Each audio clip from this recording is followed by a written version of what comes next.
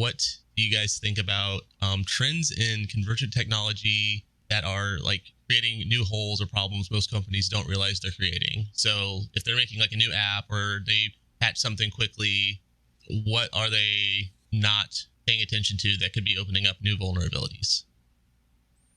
I mean, are you talking like software dev, like creating a new product, or are you talking like implementing a new product? I'd say we could go with both, honestly, if you have one to talk about more than the other.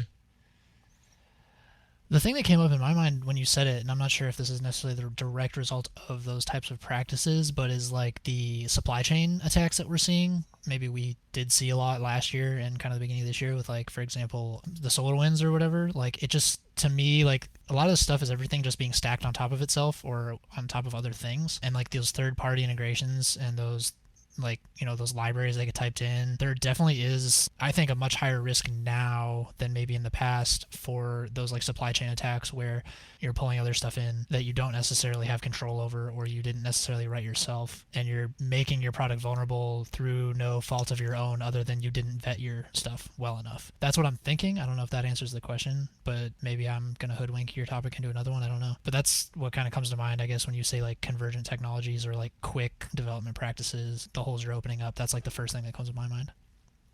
So, kind of lots of buzzwords there, I feel like. But if we're talking about how I've seen convergence for like businesses, it seems to be more and more like SolarWinds, right, is like an example of technology you might deploy in your environment. But what we're seeing, especially with like the transition to more work from home or work from anywhere environments, is companies leveraging their existing providers for more and more services. So when I think convergence, I think of like everything is now in O365, right? Your chat provider is O365, your identity provider is O365, your file share, your everything is just Microsoft, to include things like EDR. So one thing that I think this kind of opens up, if you're talking about convergence in that way and being more reliant on fewer vendors, is we offload risk to this other group. But when there's actually a serious vulnerability that affects them, like if there's some vulnerabilities in Azure that were released fairly recently about some agents they have or whatever, you might not even know your exposure within your company because you're just kind of trusting that this other party that provides you all these services that you're relying on now has this kind of covered because you're trusting that their security is better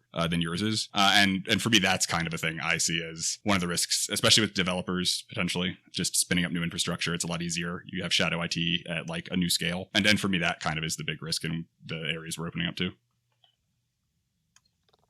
Yeah, I would go with, if you're implementing a lot of technology, like Jeff said, SolarWinds, I think it's complexity of environments. I think you don't understand what all your tools do or what all they have access to. I think that most networks or environments, we see these shiny things, and, you've had to bring up the vendor thing again, but we see these new shiny things and we implement it in our environments. And for one, you have to rely on their security of their product, their software development process. Do they have secure code and stuff like that? But also, what are you considering, with access in your environment? So SolarWinds obviously had to have, if you're using it for like SNMP, it had a large amount of access to your environment. But do you understand what all the access that your technologies have in your environment? And I could tell you, probably from my experience, 99% of organizations don't know that. They don't know that X, Y, and Z have access to everything. What happens when that product's compromised, or if somebody gains access to a credential used with that product, right? I think that's a vulnerability you're introducing, is kind of like that Active Directory, that permissions-based vulnerability, where do you truly understand what all your products, or the complexity of all these new products in your environment, are going to create with access?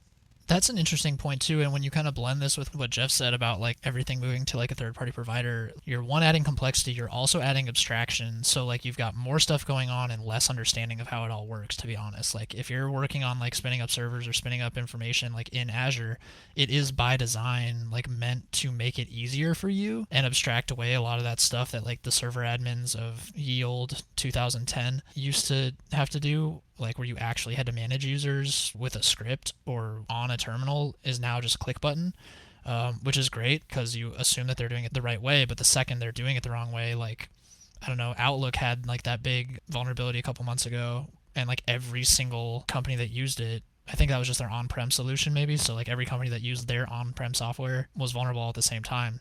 And it's like we have all these tools to make complexity easier, but also takes away the expertise. And I don't know if that's a trade-off that we've considered that we're making or what the impact of that is down the line. But that was something that I was thinking about, I guess, a little bit. I don't know if you guys have thoughts on that.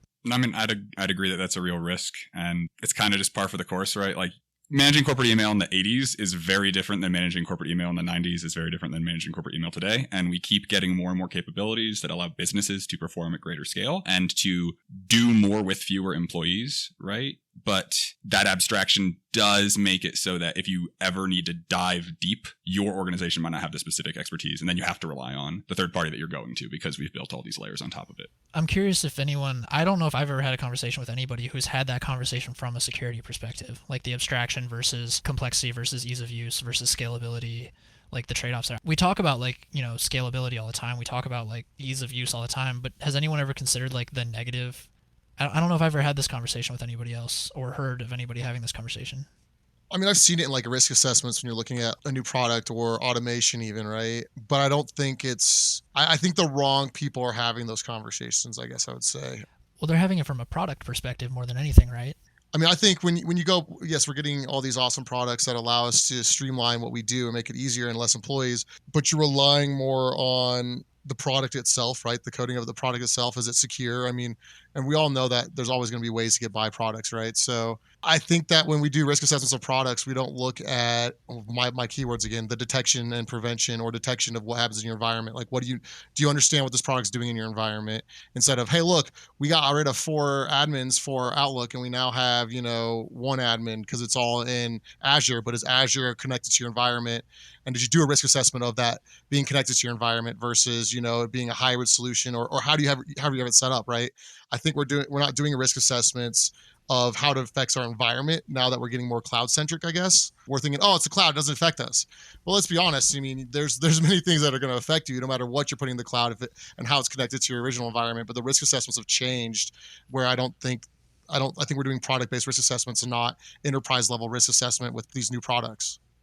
Maybe part of it is like these cloud providers come in and say, we handle everything for you. And I think people overestimate what they mean when they say everything, because like the hardware's, I guess, secure, right? Because it's in a room guarded by, armed people or whatever in a secret location, supposedly.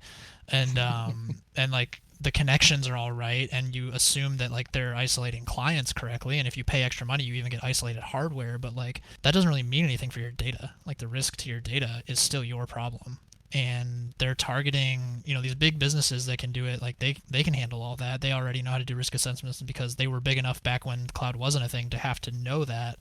But especially new companies getting started probably that don't have that culture leftovers from like 10 years ago, when they hop on the cloud and they start just managing stuff and adding stuff, I wonder if they're thinking about the fact that like everything doesn't really mean everything. Understand its marketing, understand its overpromising. And that's like a conversation that might not be happening just because everyone hears like Microsoft's, Azure, it's good because it's from Microsoft, so we're good. Yeah, I haven't had too much time that I've spent thinking about this, I guess. Jeff, you came off mute a while ago. Did you have something to say? Oh, yeah, no, all I was going to say is kind of piggybacking on that, I guess specifically. The major cloud providers do try to do a good job, but at the end of the day, right, we're talking about the fact that the changes in technology allow companies to do more, but it abstracts more. So what you end up with is lots of people who have some exposure to cloud, but aren't super deep experts necessarily at like smaller companies that get given a lot of capability and, may assume certain things about the cloud providers, even if the cloud providers themselves are telling them otherwise. Like I know I've seen that before. Amazon, for instance, is very explicit about what they are responsible for and what the customer is responsible for.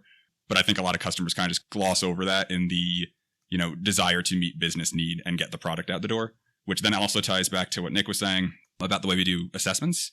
So I think that companies do talk about the way that this convergence or these technologies we're using affects security, but at the end of the day, business operation is always going to kind of take priority, and security is always a potential hindrance. And if you also think about how long it takes to do assessments and how quickly some of these technologies even change, like for some organizations and the time it takes them to do an assessment of, do we want to adopt technology X, it will have already changed by the time they finish the assessment, which makes it so that frequently, we are giving very high passes, very high level, like, yes, this is okay, but just make sure you don't do these 3 bad things. And then, we don't have time to constantly revisit it and ensure that security hasn't changed or that new feature implementations haven't changed, because what you sign up for today is not what you have in 2 months. That's a very fair assessment. It's like there's only one large entity in the world that moves slow enough to actually do risk assessments and like go through it, is like the government, I guess, probably, just because they move slow. And even then, are they doing a good job? Like, no, probably not. And there's no profit consideration. Like that's the benefit government has, is they get to make decisions that go against business sense because they don't have to turn revenue. That's fair. Yeah, for sure.